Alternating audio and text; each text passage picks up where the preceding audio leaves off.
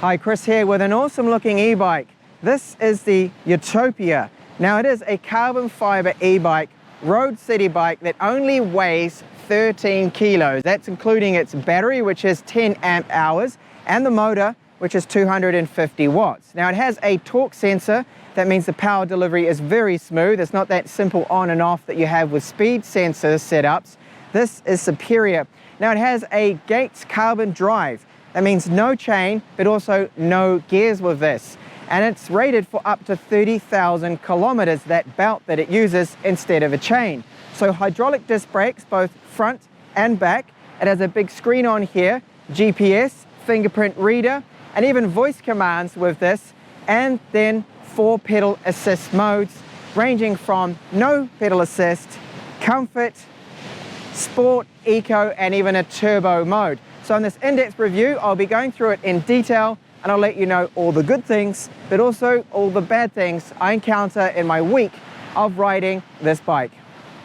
I absolutely love the design and look of this frame, and a carbon frame is mentioned, so that means it's super light, only 13 kilos, which for an e-bike is really something. It has 700 by 35C wheels with 160mm hydraulic disc brakes. Now there are no brand ones, I can't see any brand markings on them, and the pads themselves do need a lot of bedding in. I'm talking about 25 kilometers before you get ideal braking performance. The rear disc is the same, 160mm. There is a mounting point right here for a stand, and included in the box are some Wellgo plastic ABS lightweight pedals, and a mounting point here for a rear mudguard, and one at the front right here.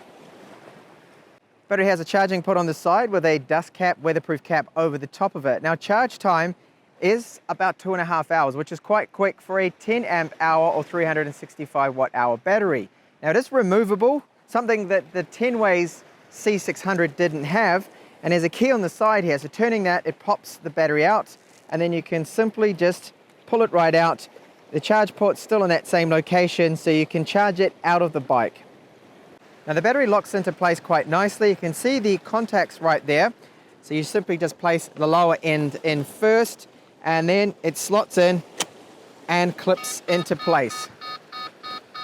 I just triggered off the anti-theft then. One thing to note with our battery, that it does have a built-in battery gauge. So if you press this little button here, there's a status LED. So we've got blue for full, and there's green for medium and red for low.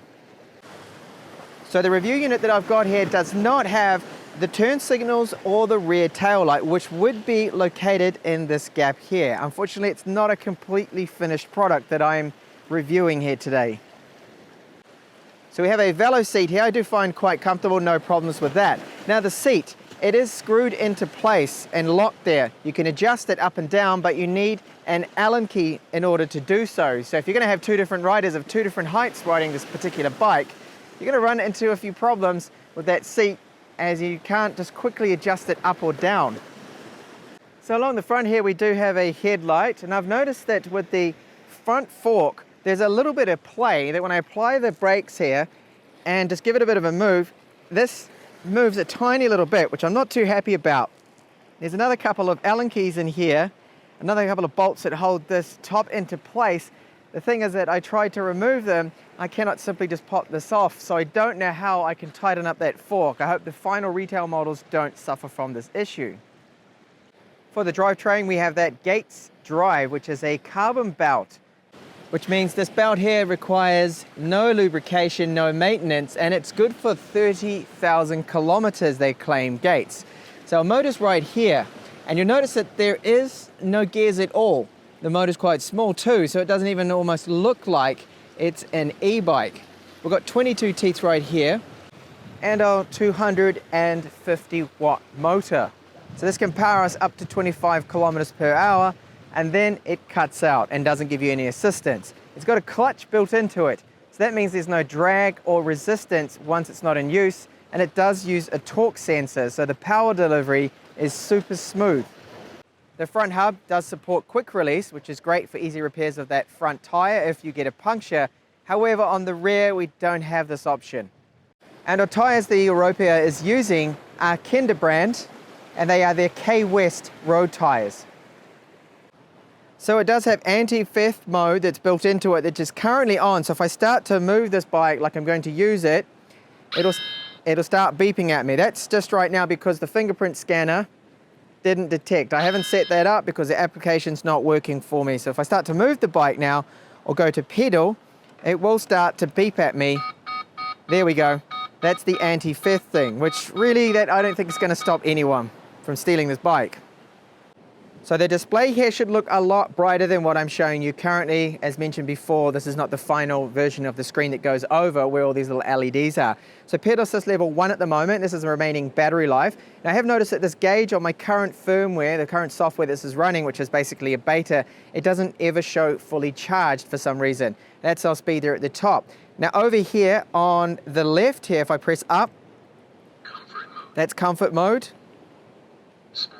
Sport mode, and if I keep holding up,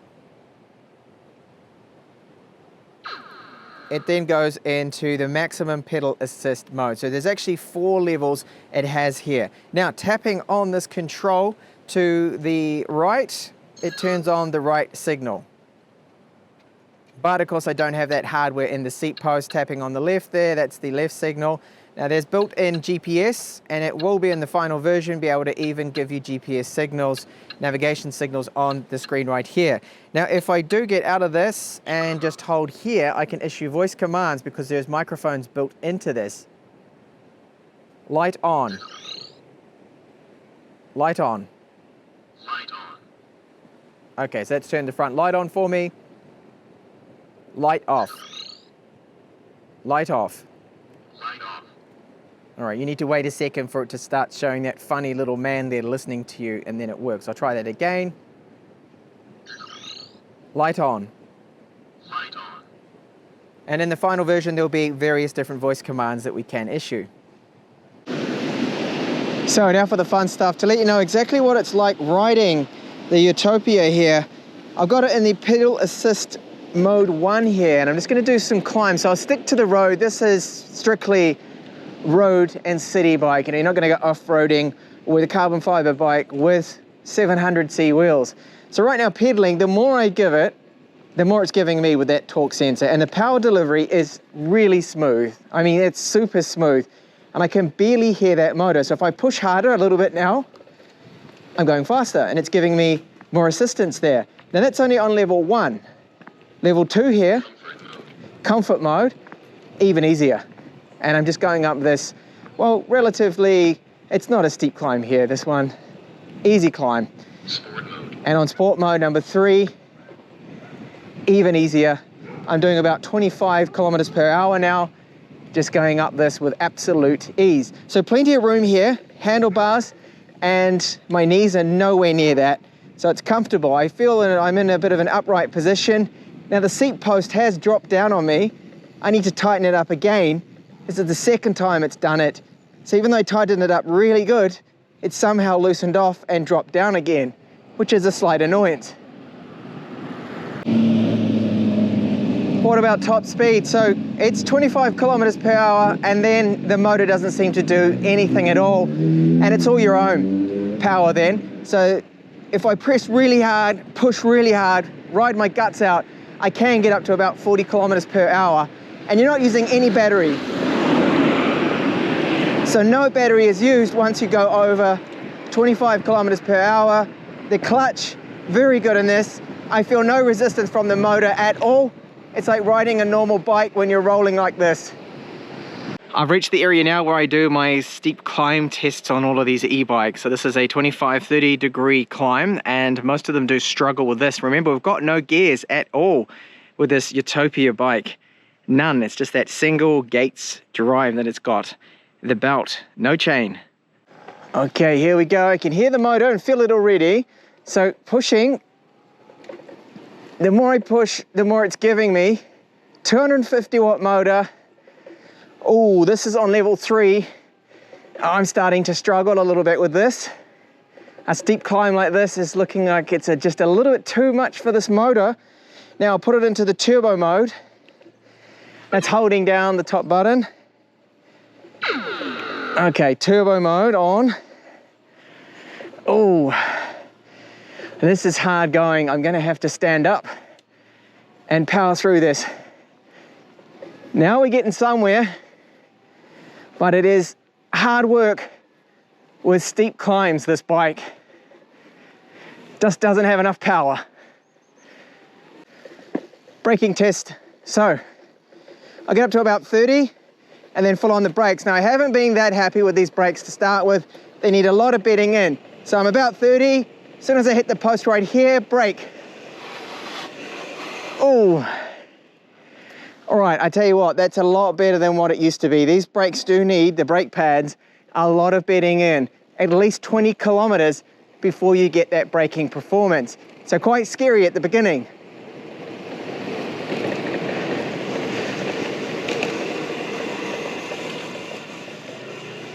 So I can happily brake just like that on a stop sign, no problems. Okay, so what about the range now you're able to achieve from this bike? Well, it's around 50 to 60 kilometers, factoring in my weight of 81 kilos and the fact that I also rode a lot over 25 kilometers per hour where the motor does absolutely nothing.